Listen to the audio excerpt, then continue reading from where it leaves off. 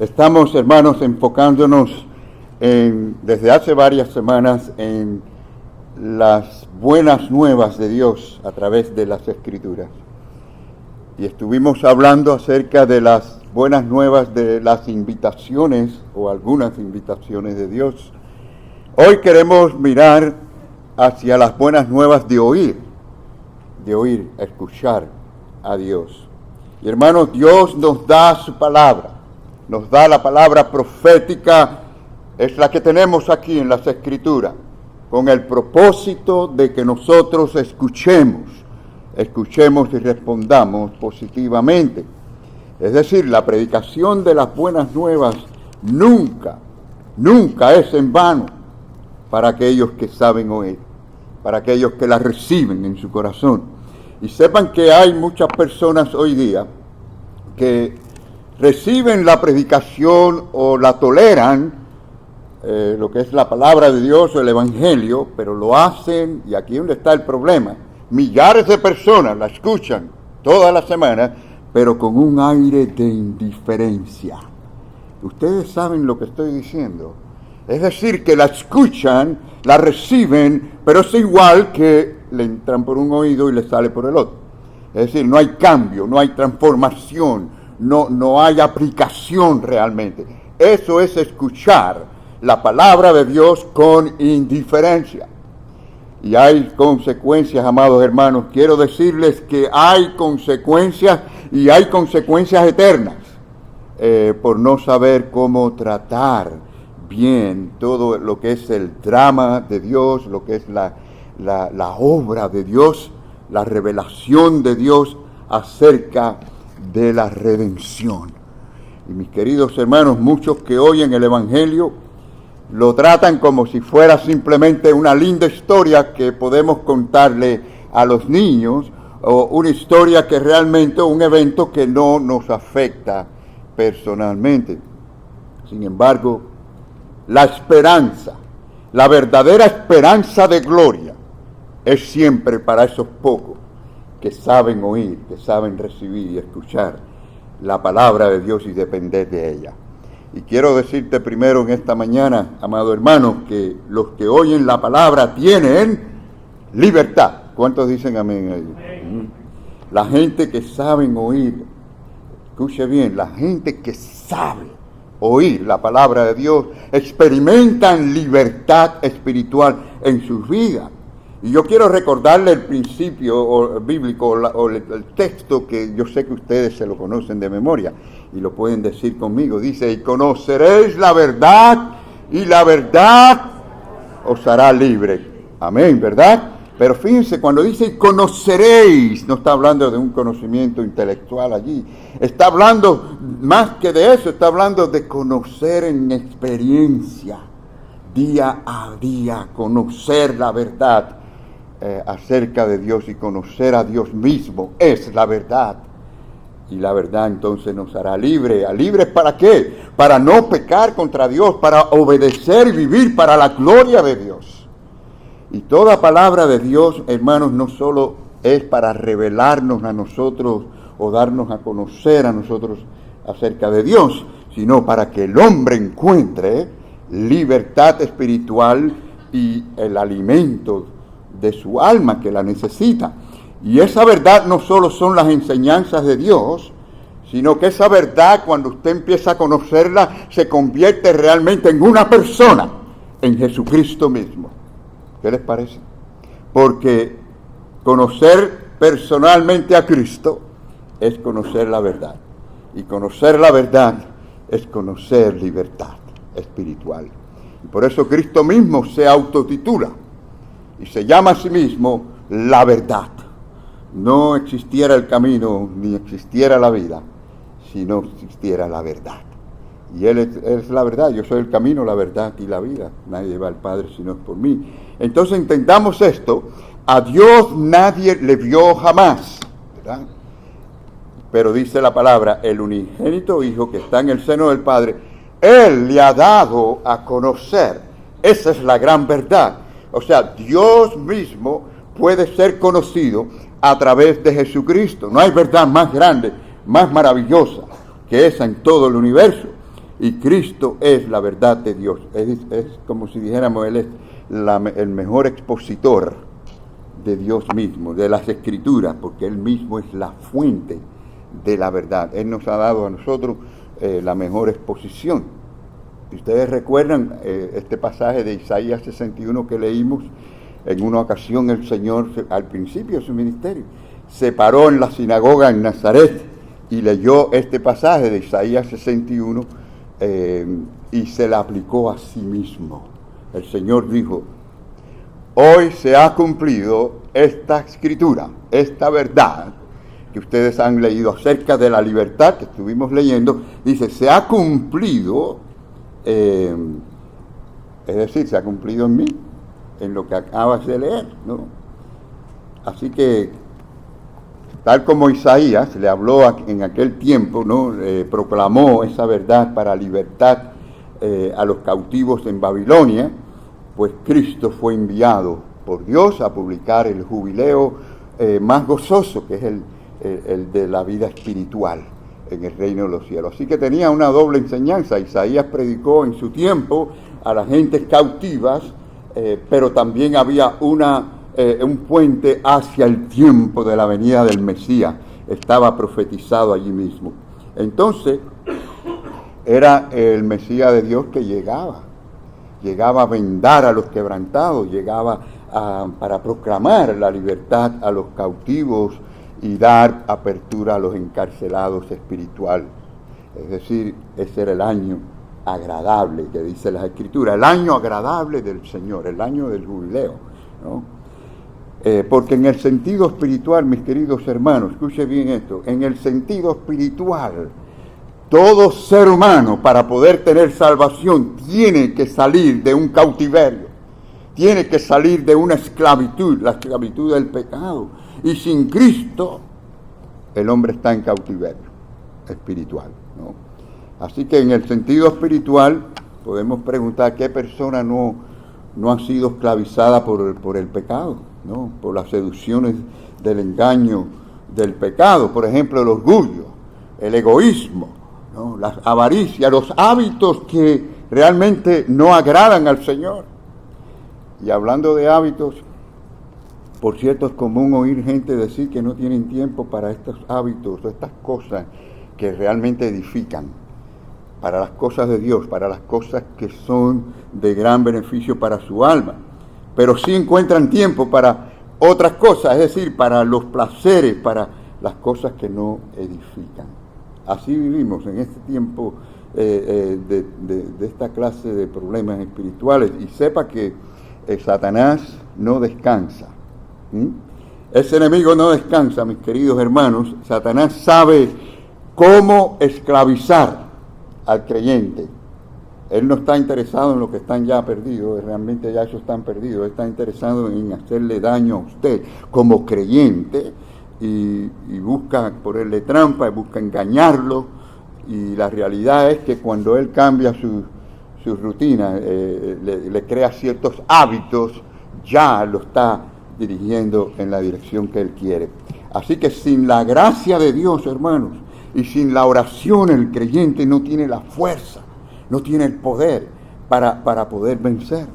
Por eso el creyente tiene que estar en oración, sirviendo al Señor, ocupado en las cosas del Señor. Porque esto es una guerra espiritual. ¿Cuántos estamos conscientes que estamos en medio de una guerra espiritual? No estamos de vacaciones, no hemos llegado al cielo. Aquí está Satanás con un ejército demoníaco para hacerle daño a todo lo que pertenece a Dios. Él odia a Dios y quiere hacerle daño a todo lo que pertenece a Dios, la iglesia de Cristo sobre todo. Así que, hermanos, estamos viviendo en tiempos difíciles. Mucha gente está dormida en las iglesias, no están entendiendo esto. Miren, las mismas estadísticas, si fuéramos claros, no tenemos tiempo para todas estas estadísticas que hay, pero nos dejan boca abierta. Es para que nos despertemos, señores. Miren, las estadísticas dicen que el 68% de los hombres que vienen a las iglesias los domingos, y ustedes saben que los hombres son los menos, ¿no? Casi siempre son más las mujeres que vienen que los hombres. Pero el 68% de los hombres ven pornografía una vez por mes. Esto es algo terrible. ¿Qué es lo que está pasando realmente con los hombres cristianos? Y saben algo que es peor todavía, o quizás peor, no, o tan mal, que solo el 13% de las mujeres se identifican como cristianas, que van a las iglesias, solo el 13% no ha visto pornografía. Es decir, el 87% de las mujeres que van a las iglesias, no tanto como una vez al mes como los hombres, pero han visto pornografía o ven de vez en cuando pornografía. Miren, yo quiero decirle, hermano, en defensa del cristianismo, al ver estas estadísticas, yo quiero decirle dos cosas. Primero, quiero decirle, no crean que toda esa gente que están incluida en el 68% son verdaderos cristianos. Porque el Señor mismo dice en su palabra que no todo el que dirá Señor, Señor, entrará en el reino de los cielos. Ese es uno. Y la segunda cosa que quiero decirle es que es cierto que el pecado puede esclavizar a un creyente que no tiene cuidado, que se descuida en su vida espiritual, en la oración y en la palabra del Señor. Y la Biblia habla de esto, y habla de la disciplina. Si nosotros leemos las epístolas se dedican a que los cristianos vean lo terrible del pecado y vean la necesidad de estar unidos en oración y estar ferviente en las cosas del Señor. Si ustedes van, por ejemplo, a 1 Corintios 11, allí van a ver que Pablo habla de los que están débiles, de los que están enfermos y de los que el Señor se los ha llevado por disciplina, por estar viviendo una vida que no honra la obra de la cruz. Porque si honramos la obra de la cruz y estamos agradecidos al Señor por lo que Él hizo por nosotros, es para que viviésemos para su gloria y estuviésemos siempre alerta de este gran enemigo que siempre quiere engañarnos. Nos engaña hasta con ideas buenas o que parecen buenas, hermanos. Pero esta es la realidad que estamos viendo, mis queridos hermanos, desde lo más simple a lo más difícil. Sabemos que solamente Cristo, la verdad, puede traernos libertad. No hay otra. ¿Usted conoce otra? ¿Otro camino? ¿Usted conoce otra idea? ¿Usted conoce otro medio? ¿Otro poder? Díganme. En otras palabras, cuando usted camina en la verdad de Dios, usted camina en libertad. Es decir, la práctica de poder honrar a Dios y de no practicar el pecado, ¿no? Ahora, cuando hay esclavitud, ahí ya no hay fuerza, ahí hay debilidad y no hay obra de la verdad de Dios. Volviendo al texto, contexto histórico, digamos, de Isaías 61, si ustedes recuerdan cuando leímos la última parte que decía el año agradable del Señor. Bueno, fíjense que esto alude al año jubileo que se describe en Levíticos capítulo 25. Y es interesante porque esto era algo que ocurría cada 50 año, o sea, cada 50 años. Era una celebración mesiánica, pero tenía una bendición para el presente, que no hay evidencia tampoco de que los judíos la hayan llevado a cabo al pie de la letra, pero en sí ustedes van a ver que era maravillosa. Primero que nada, la fiesta comenzaba con el toque de las trompetas de plata, ¿no? Y luego salían los sacerdotes a anunciar, a predicar la libertad de las deudas. ¿Qué les parece eso? O sea que cada 50 años los que debían pues eran libres de sus deudas. Qué maravilloso. ¿A cuánto les gusta eso? ¿No? Gracias a Dios que no es en este tiempo, porque si no, pobrecitos los acreedores, porque en aquel tiempo no existían las tarjetas de crédito, pero si es hoy en día le dicen a la gente, oye, ya toca de aquí a 5 años liberar a la gente de las deudas, la gente acaban con las tarjetas de crédito. Pero esa maldad no existía en ese tiempo, ¿no? Ahora sí les puedo decir que era como unas buenas nuevas, era noticia buena. Quiero que sepan que los eventos y los rituales del pueblo hebreo eran siempre con un significado espiritual. O sea, no era solamente lo que ocurría en cuanto a la vida social y demás, y familiar, sino también había algo espiritual. Pero lamentablemente la gente perdía la aplicación, no veían esa parte espiritual, ¿no? Y quiero decirles que a veces Dios nos habla y no oímos. Dios nos habla a través de la Biblia, a través de su palabra, a través de una predicación, nos habla a través de algún hermano, aún las circunstancias, y no oímos. Pero el mensaje que daban los sacerdotes al salir al pueblo era: son libres, las deudas han sido quitadas, ¿no? Y la gente, bueno, una fiesta tremenda, ¿no? Esa era la situación práctica del momento. Lo que significaba era que aquel que tenía que servir, porque este era el problema, no era una deuda como usted hoy que paga con dinero una tarjeta de crédito. Estas personas tenían que servir a sus acreedores como esclavos. Y a veces toda la familia tenía que ir como esclavos y los dividían y los separaban. Y tenían deudas que no podían pagar y esta era la manera de hacerlo. Ahora, las propiedades perdidas también eran restauradas. Miren qué bendición esta. De igual manera las familias se restauraban porque estaban separadas por el problema de los acreedores. Ahora, la ley de Dios decretaba que la herencia de un israelita podría ser vendida por el acreedor, pero cuando llegaba el año jubileo podía recibir de nuevo su propiedad. Miren todo esto. Y de esta manera, ¿saben para qué era esto? Y ustedes se preguntan, bueno, ¿y para qué Dios hacía todo? Esto era para que la gente tuviera en mente que había un Dios misericordioso y que periódicamente había un nuevo comienzo. Pero claro, ¿qué es lo que pasa? Que la idea era que la gente fueran así de misericordiosos con los demás.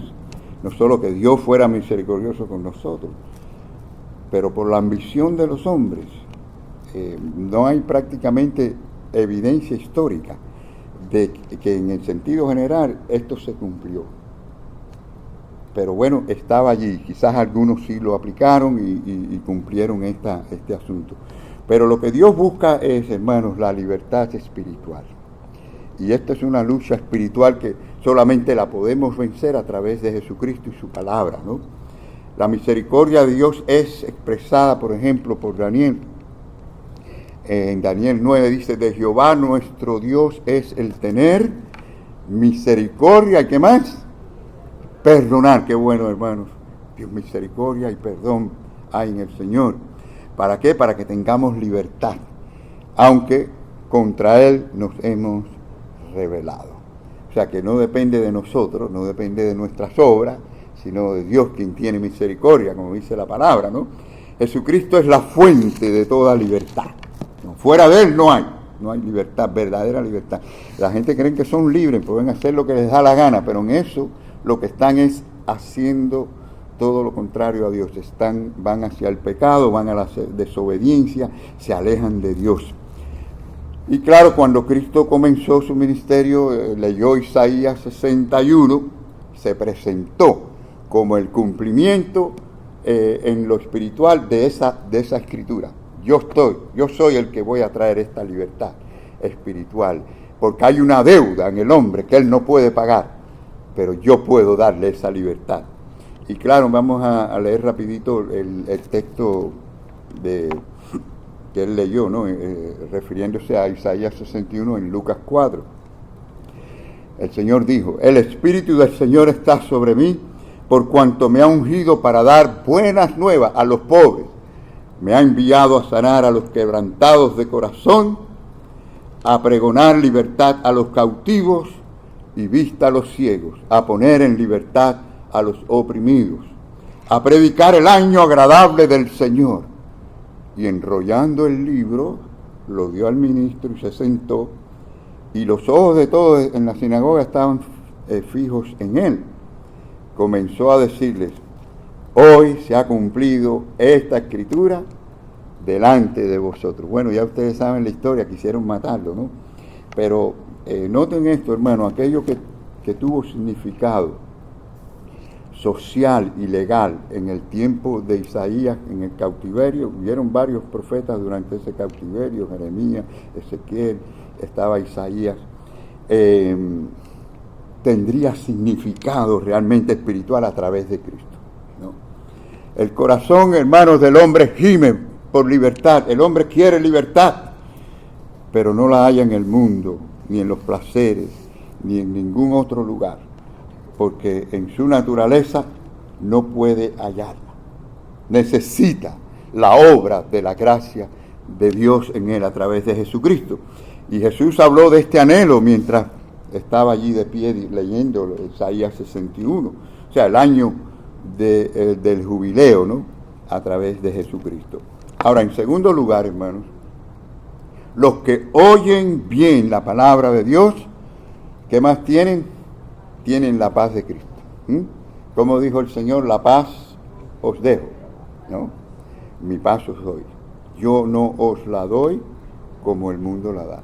Miren que la gente busca paz, ¿eh? La gente quiere paz. Pero solo aquellos que escuchan la palabra de Dios, reciben la verdad de Dios, tienen la libertad de Dios, también tienen estas son buenas nuevas, tienen la paz de Cristo. Isaías 61:1 dice, a vendar vinos, ¿no? A los quebrantados de corazón. Interesante que esa palabra quebrantado es una palabra fuerte. Es como desboronar algo, ¿no? Como hacer añicos, algo, desbaratarlo, hacerlo polvo. Así está el corazón del hombre delante de Dios. No sirve para nada, desbaratado. Y por supuesto en el mundo hay aflicciones, hay todo tipo de sufrimiento y también esto está incluido. Pero en la parte espiritual, el hombre está así delante de Dios. Ahora, en el sentido legal, histórico, de la época, la cancelación de las deudas traía paz, ¿sí o no? Que a usted le digan, oye, usted no debe nada ahora de las tarjetas de crédito, de su casa. Uy, qué felicidad esa, ¿no? No existe eso en este mundo, pero esto era para el pueblo de Israel, ¿no? Solamente esa situación. Y así que en el sentido histórico traía paz, pero en el sentido espiritual, hermano, o sea, esta es la comprensión, ¿no? De que Dios quita nuestra deuda a través de Cristo y eso trae paz en el corazón. No es correcto ver a un cristiano con falta de paz. Esto no es bueno, esto quiere decir que hay un problema espiritual. ¿Sabe? Que la paz debe ser el termómetro de cómo estamos realmente. Porque Jesús dijo, mi paz os dejo, y la deja. Es decir, esto se queda ahí. Mi paz os doy. Yo soy el que la doy, no la vas a encontrar en ningún otro lugar. Y lo que pasa con el hombre es que él cree que él va a tener paz cuando sus asuntos en el mundo se arreglen. Cuando él pueda pagar sus deudas aquí, cuando él pueda comprar su casa, cuando él gane más dinero, cuando cambie de trabajo, cuando cambie de esposa, no, de esposa no, cuando cambie lo que tenga que cambiar, lo que él cree que va a ser feliz con todas estas cosas. Pero la realidad es que ya sabemos que en el mundo no hay paz, aunque los grandes hombres del mundo, gobernadores y demás, y organizaciones se unen para buscar la paz en el mundo. ¿La han hallado? ¿Ustedes han visto alguna vez que ha habido completamente paz en el mundo? Lo que hay es guerra, ¿no? No hay paz de ninguna manera. Miren lo que sucedió anoche en el rally de Donald Trump, lo que se formó ahí, hermano, en cualquier parte del mundo, aún en este país que no se comparan a muchos países, vemos también tragedias constantemente. No hay paz en el hombre. Y ahora, miren cuántas cosas nos pueden hacer daño. Hablamos la semana pasada del estrés, hablamos la semana pasada de la ansiedad, estas cosas que hacen daño al corazón y roban la paz del cristiano. Por eso tenemos que aprender a vencer el estrés, porque la paz tiene que gobernar nuestro corazón, la paz de Cristo, ¿no? Esto es lo que dice la palabra. Miren, se cuenta que un predicador, quien dijo cuando él era joven, él empezó su ministerio, y él dijo al principio de su ministerio que él se preocupaba por lo que el mundo pensaba acerca de él. Pasaron los años y después de un tiempo que había adquirido cierta madurez, a mediados de todo su ministerio, él dijo, a mí no me importa lo que el mundo piense de mí. Pasaron los años y al final de su ministerio, a la puesta del sol de su jornada, descubrió que el mundo nunca estuvo pensando en él. O sea, todas estas preocupaciones por gusto. Hermanos, tenemos que aprender a tener paz. El Señor nos las da. Si Él dijo, mi paz os dejo, ahí está. Mi paz os doy, porque es a través de Él. Tenemos que aprender a descansar en esa paz de Cristo. Lo que pasa es que cuando nos ponemos a mal con el Señor, esa paz es interrumpida. Cuando estamos en contra de la voluntad de Dios, es interrumpida esa paz. Por lo tanto, es muy importante que tengamos esto en cuenta, porque la gente no tiene inquietud ni tranquilidad en este mundo. ¿Saben qué? Le digo a una persona los otros días, bueno, ¿qué? ¿Cómo estás? Y dice, aquí tranquilo. Y qué bueno, ¿cómo está la familia? Y cuéntame cómo te va tu vida, las cosas. Y dice, bueno, bien, pero mira, tengo que irme, estoy apurado porque tengo un problema que resolver en la casa y después tengo un compromiso. Y la persona tenía una tranquilidad y dijo que estaba tranquilo. Al principio dijo, no, está aquí tranquilo. Y lo que tenía es una inquietud tremenda. Hermanos, esa es una de las palabras más mal usadas que hay, entre otras. No estamos tan tranquilos, hay un mundo agitado.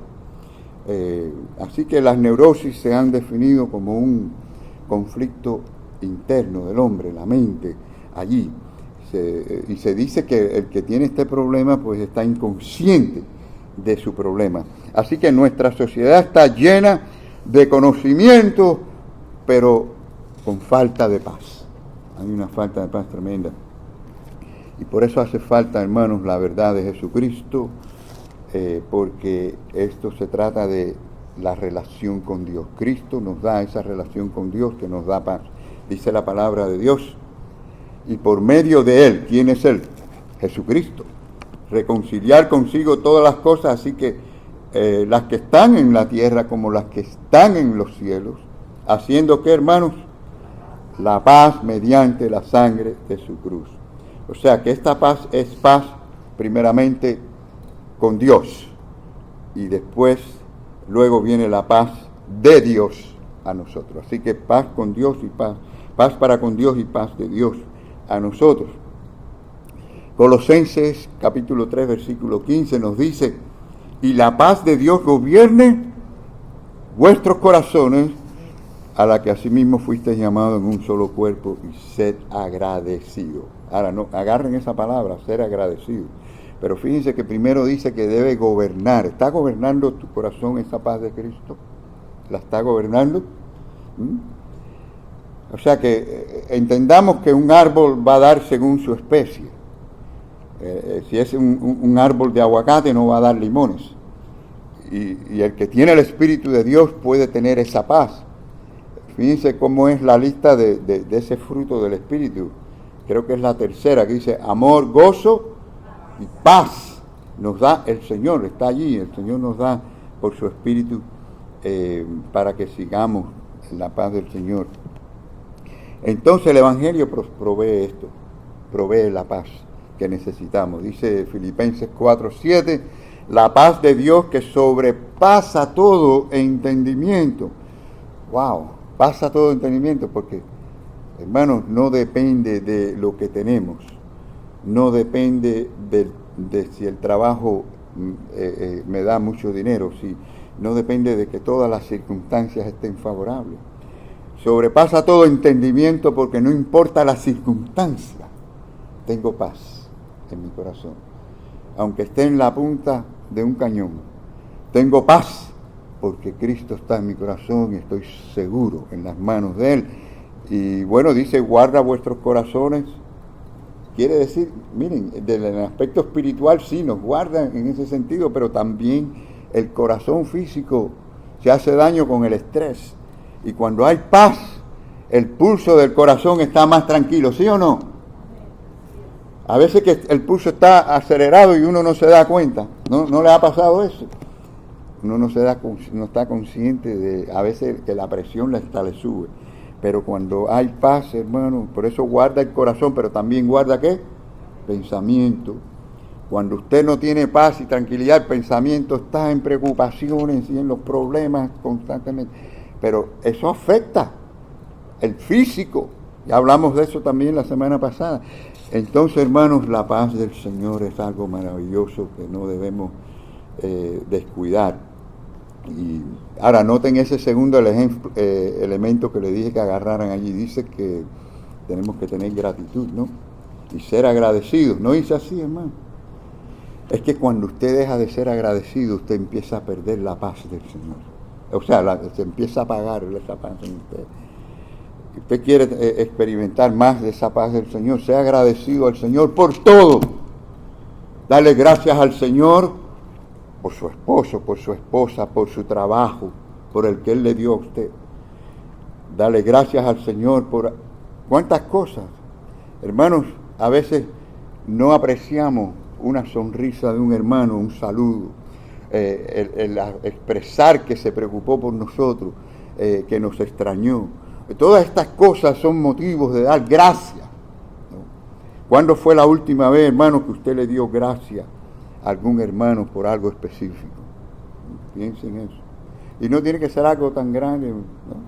Pero podemos dar gracias al Señor. Darle gracias al Señor por el que toca la batería. Darle gracias al Señor por el que tocó la guitarra o el bajo. Darle gracias al Señor por los que cantaron, por hermanos que están ahí atrás en la cabina que nunca lo vemos, pero están sirviendo al Señor, por las que están cantando. Y venga usted y le diga, gracias por ministrarnos, gracias por servir. O gracias por la palabra. Hermanos, tenemos que ser agradecidos. Eso nos ayuda a nosotros mismos, porque entonces la paz del Señor brota. Y nos sentimos gozosos, el Espíritu Santo se goza en medio nuestro. Porque se imagina, hermanos, si nosotros somos una iglesia bien agradecida, llena de gratitud, qué poderoso es eso, maravilloso. Así que no dejemos de pensar en eso, y no solo en la iglesia, en el trabajo, en el vecindario, en todos lados. Mostrar que somos gente que apreciamos cualquier detalle, cualquier cosa, para la gloria del Señor, que dice ser agradecido y además cantando con gracia en vuestros corazones, ¿verdad? Esto es ser agradecido, dando gracias a Dios Padre por medio de Él. Bien, nos movemos al tercer punto y tiene que ver ya con la parte final de que el oír la palabra de Dios también tendrá una recompensa extraordinaria, una recompensa final. El mismo Isaías 61:3 nos dice, a los afligidos de Sión se les dé gloria en lugar de ceniza, óleo de gozo en lugar de luto, manto de alegría en lugar del espíritu angustiado. Y serán llamados árboles de justicia, plantío de Jehová, para gloria suya. O sea, contrasta la ceniza, que eran señal de dolor, de luto, de tristeza, de aflicción, con la alegría de Dios. Así que las personas que escuchan a Dios, que saben escuchar a Dios con un corazón sincero por la verdad, estos tendrán recompensa de Dios. Alguien dijo una vez que lo mejor que van a tener los incrédulos, lo van a tener aquí en este mundo. Y lo peor que ellos van a tener viene después. Y también dijo, lo peor que van a tener los hijos de Dios va a ser aquí en este mundo, lo mejor es lo que viene después. O sea, ellos tendrán lo mejor aquí, pero lo que importa es tener lo mejor en la vida eterna. El Señor recompensará a sus hijos, no importa lo difícil que la hemos tenido. Así que en este mundo tendremos aflicción, pero también tendremos a nuestro gran pastor. ¿Cuántos decimos amén? Tenemos a un gran pastor que nos guía y nos da el descanso necesario en lugares de delicados pastos. Allí nos hará descansar. Junto a aguas de reposo nos pastoreará. Y si eso fuera poco, hermanos, aunque andemos en valle de sombra de muerte, no tendremos ningún temor. ¿Por qué? Porque Él estará con nosotros y nos dará el aliento con su vara y con su cayado.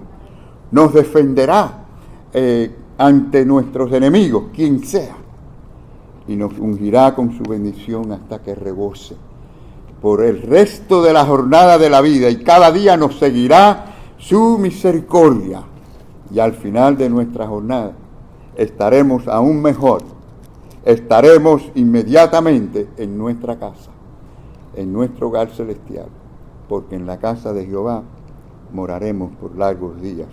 Concluimos, hermanos. Jesucristo nos promete llamarnos a nosotros, a nuestro hogar, en un momento que no sabemos cuándo será que nos toque. La pregunta es, ¿estás preparado? ¿Estás preparado? ¿Has escuchado la voz del Señor? ¿Has respondido? ¿Has seguido la voz de Cristo? Y esto es lo más importante, la vida eterna. La pregunta es, ¿estás preparado? Cristo te llama hoy. ¿Puedes oír su voz? ¿Puedes oír su voz llamando y diciéndote, ven, que yo te doy la paz, yo te doy esa tranquilidad que tú necesitas? Ven a Cristo, oyendo y siguiendo su voz, porque solo Él puede darte vida, solo Él puede quitarte el peso del pecado, puede darte libertad, puede darte el perdón. En Cristo tenemos vida y vida eterna, queridos hermanos. ¿Quieres venir y humillarte delante del Señor y decir, Señor, me arrepiento delante de ti? Quizás algunos digan esta mañana, Señor, yo no he oído bien tu voz en esta área, en este asunto de mi vida. Yo quiero que tú me ayudes en esta área de mi vida, oír tu voz y obedecerte. Ayúdame, Señor. ¿Quieres venir así al Señor en esta mañana? Si alguna decisión tú estás tomando en esta mañana, en estos momentos, como testimonio, levanta tu mano diciendo, yo estoy pidiéndole al Señor su ayuda. Yo estoy pidiéndole al Señor que me guíe en esto otro, en algún área de mi vida. ¿Alguien más? Muchos están levantando sus manos. Gloria al Señor por ese testimonio, hermanos. Vamos entonces a terminar.